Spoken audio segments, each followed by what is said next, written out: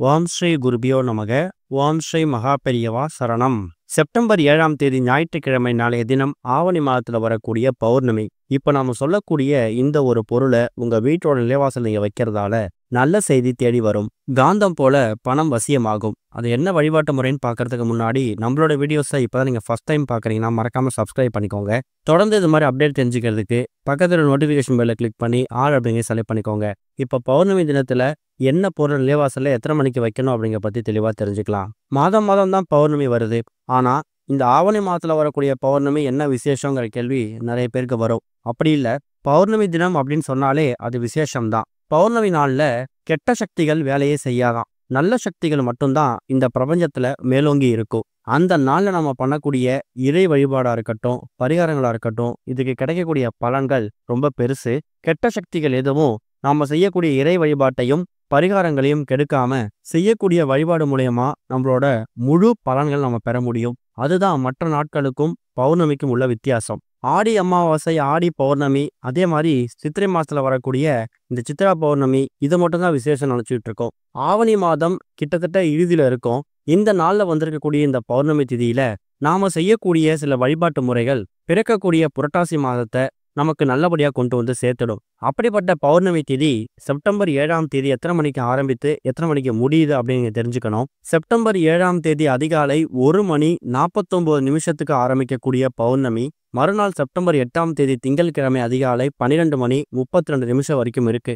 எப்படி பார்த்தாலும் ஞாயிற்றுக்கிழமை பகல் முழுக்க நமக்கு பௌர்ணமி தான். தூங்கி எழுந்ததுக்கு அப்புறமா நம்ம கண் விழிக்கிறதே பௌர்ணமி திதியில் தான் கண் விழிப்போம். இன்னொரு பக்கம் ஞாயிற்றுக்கிழமை 4:06 ராகு காலம், மதியம் 12:01 யமகண்டம். இந்த 2 நேரங்களை தவிர மற்ற நேரங்கள்ல தாராளமா நம்ம இறை வழிபாடு செய்யறதுக்கும் பௌர்ணமிக்கான வழிபாடு செய்யறதுக்கும் நேரத்தை ஒதுக்கிக்கலாம். குறிப்பா பௌர்ணமி அப்படின்னு சொன்னாலே அன்றைய தினம் மாலை நேரத்துல வழிபாடு செய்யறது விசேஷம். காரணம் என்னன்னா, மாலை நேரத்துல தான் சரியா ஒரு 6:30 7 மணிக்கெல்லாமே முழு நிலவு பிரகாசமா தெரியும். அந்த முழு நிலவு பிரகாசமா எப்படி வெளிச்சமா ஒளிமயமா இருக்குதோ அதே மாதிரி நம்ம வாழ்க்கையும், இருளில் இருக்கக்கூடிய நம்ம வாழ்க்கையும் பிரகாசமா மாறணும் அப்படின்னா நாம பௌர்ணமி தினத்தன்னைக்கு மாலை நேரத்துல சந்திர உதயம் ஆனதுக்கு அப்புறமா வழிபாடு செய்யறது தான் கூடுதல் பலனை கொடுக்கும். காலை நேரத்துல நீங்க என்ன வழிபாடு செஞ்சாலும் சரி, மாலை ஒரு 6:30 மணிக்கெல்லாமே வீட்டோட பூஜையில விளக்கேத்தி வச்சுட்டு உங்களோட குலதெய்வம், இஷ்ட தெய்வம், சிவபெருமான், இப்படி எல்லா விதமான கடவுளையும் ஒரு சேர வணங்குங்க. அதுக்கப்புறமா உங்க வீட்டு மொட்டை மாடிக்கோ இல்ல உங்க வீட்டுல இருந்து எங்க இருந்து பார்த்தா முழு நிலவு பிரகாசமா தெரியுதோ அங்க நின்னுட்டு ஓம் சந்திரமௌலீஸ்வராய நமகனுங்கிற மந்திரத்தை ஒரு 3 முறை சந்திர பகவானை பார்த்து வணங்கிட்டு நீங்க உங்க பூஜையை முடிச்சுக்கலாம். சந்திர பகவானை பௌர்ணமி மற்றும் அமாவாசை தினங்கள்ல நம்ம வணங்குறதுக்கு முக்கியமான ஒரு காரணம் இருக்கு.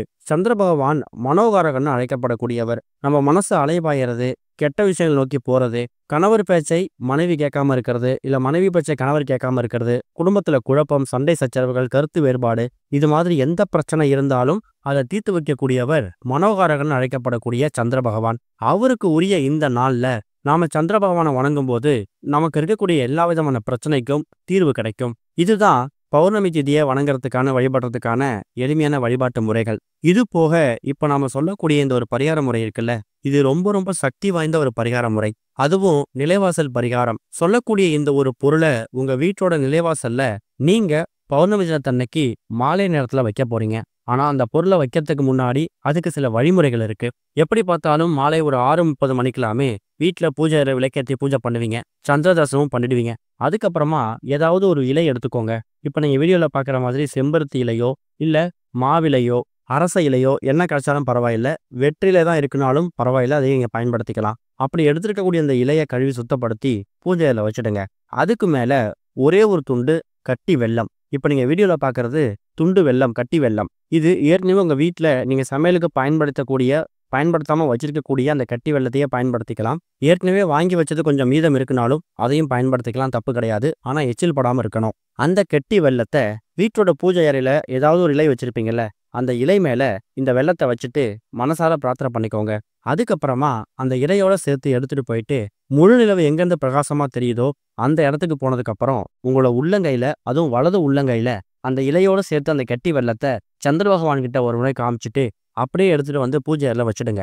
விளக்குகள்லாம் எவ்வளவு நேரம் எரியுதோ பூஜை அறையில அவ்வளோ நேரம் மட்டும் இந்த இலை மீது வைத்திருக்கக்கூடிய இந்த கெட்டி வெல்லம் அப்படியே இருக்கலாம். நீங்க உங்க அன்றாட வேலை பாருங்க.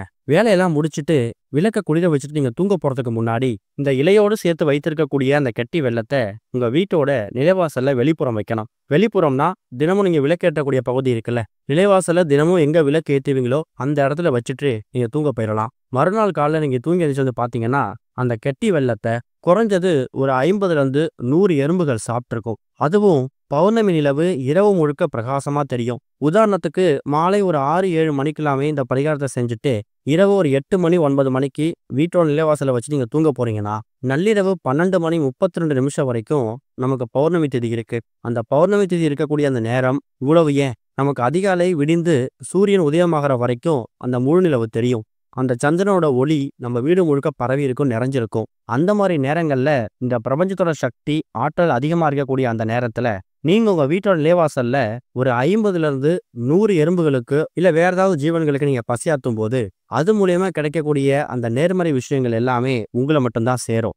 அந்த பௌர்ணமி ஒளி தெரியக்கூடிய அந்த நேரத்துல கிட்டத்தட்ட ஒரு 50லேருந்து 100 ஜீவராசிகளுக்கு நீங்க உங்க கையால உணவளிச்சதுக்கான பலன் தான் இந்த பரிகாரத்தை பண்றதுக்கான முக்கியமான விஷயம். அந்த ஒரு ஜீவராசிகளும் சாப்பிட்டுட்டு உங்களை வாயாரையும் வயிறாரையும் வாழ்த்திட்டு போகும். இப்படிப்பட்ட ஒரு வாழ்த்து அவ்வளோ சீக்கிரம் யாருக்கும் கிடைச்சிடாது. பார்க்கறதுக்கு ரொம்ப ரொம்ப எளிமையான பரிகாரம் மாதிரி தெரியும். இது மூலயமா உங்க வாழ்க்கையே மாறப்போகுது. இது வரைக்கும் நீங்க தெரிஞ்சோ தெரியாமலோ எவ்வளோ விஷயங்கள் தப்பு பண்ணியிருக்கலாம், பாவங்கள் செஞ்சிருக்கலாம். இன்னொரு விஷயம், சித்திரை மாதத்துல வரக்கூடிய பௌர்ணமி அன்னைக்கு தான் சித்திரகுப்தர் அவதரிச்சு நம்ம படிச்சிருப்போம். அப்பேற்பட்ட சித்திரகுப்தருக்கு உகந்த நாள் இந்த பௌர்ணமி.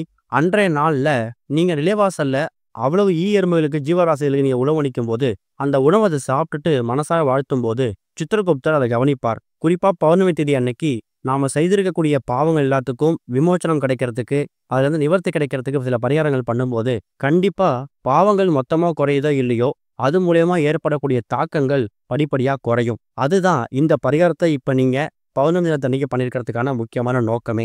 ஞாயிற்றுக்கிழமை இரவு ஒரு 8 மணி 9 மணிக்கெல்லாமே நிலைவாசலை வச்சுட்டு தூங்க போயிடுவீங்க. மறுநாள் திங்கட்கிழமை இருந்து நீங்க சுத்தபத்தமா குளிச்சுட்டு நிலைவாசலை பெருக்கி அள்ளும்போது மீந்திருக்கக்கூடிய அந்த கெட்டி வெள்ளத்தையும் அந்த இலையை எடுத்து அப்படியே தண்ணியில விட்டாலும் சரி, இல்ல ஏதாவது பக்கத்துல எறும்பு புற்று இருந்துச்சுன்னா அந்த எறும்பு புத்துல போட்டாலும் சரி, அதை நீங்க பத்திரப்படுத்தி வைக்கிறது கட்டாயம் கிடையாது. திங்கட்கிழமை பௌர்ணமி தேதி முடிஞ்சு மறுநாள் அதை நீங்க கிளீன் பண்ணிக்கலாம். ஆவணி மாதத்துல வந்திருக்கக்கூடிய இந்த ஒரு பௌர்ணமி தினத்தன்னைக்கு இப்ப நம்ம சொல்லியிருக்கக்கூடிய இந்த ஒரு பரிகாரத்தை பண்ணுங்க. கண்டிப்பா வாழ்க்கையில ஒரு பெரிய முன்னேற்றம் கண்கூடா நடக்கும். கூடவே ஞாயிற்றுக்கிழமை மாலை நேரத்துல இந்த பரிகாரத்தை செய்யறது மட்டும் இல்லாம பகல் நேரங்கள்ல உங்களால முடிஞ்ச அளவுக்கு தான தர்மங்கள் பண்ணுங்க. பௌர்ணமி தினத்துல கண்ணாடியை தானமா கொடுக்கலாம், நெய் தானமா கொடுக்கலாம். ஞாயிற்றுக்கிழமையில பௌர்ணமி வந்திருக்கிறதால சூரிய பகவானுக்கு உகந்த கோதுமையையோ இல்ல கோதுமை சார்ந்த பொருட்களையோ நீங்க தானமா கொடுக்கலாம். ரொம்ப பெருசா கொடுக்க முடியலையா, ஒரு 5 நபர்கள் சாப்பிட்ற மாதிரி சப்பாத்தி ரெடி பண்ணி அந்த கோதுமை செஞ்சக்கூடிய சப்பாத்தியை கோவில் வாசல்ல யாசகம் கேட்டு உட்காந்துருக்கவங்களுக்கு உங்க கையால உணவு தானமா கொடுங்க. அதெல்லாம் பெரிய புண்ணியம். ஓம் ஸ்ரீ குருபியோ நமக. ஓம் ஸ்ரீ மகா பெரியவா சரணம்.